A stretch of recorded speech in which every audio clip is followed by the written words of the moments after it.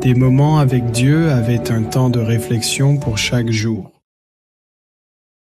14 juin. C'est le moment de dire merci.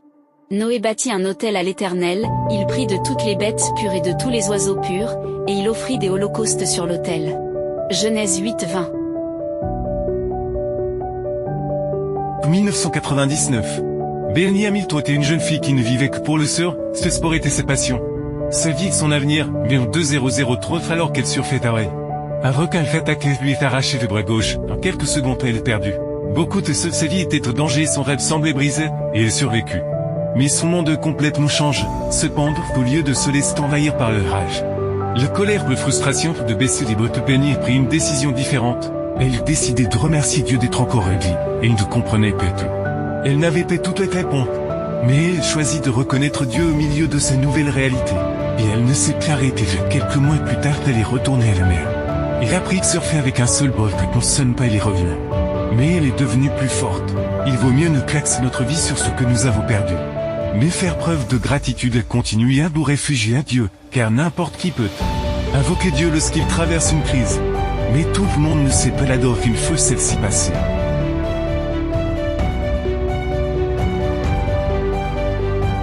Lorsque Noé sortit de l'arche, le monde n'était plus le même. Il n'y avait plus de végétation, son bétail était clairsemé, il n'avait pas de maison où vivre, pourtant, il ne s'attarda pas sur ce qu'il avait perdu, mais rendit grâce à Dieu de l'avoir préservé en vie. Non seulement il était reconnaissant pour le passé, mais il savait qu'il aurait besoin de Dieu à l'avenir, et il savait que Dieu resterait fidèle. Ce n'est pas seulement survivre qui compte dès qui tu reconnais après avoir survécu. Ce n'est pas seulement lutter pour réaliser un rêve, mais qui tu vénères une fois que ton rêve s'est réalisé.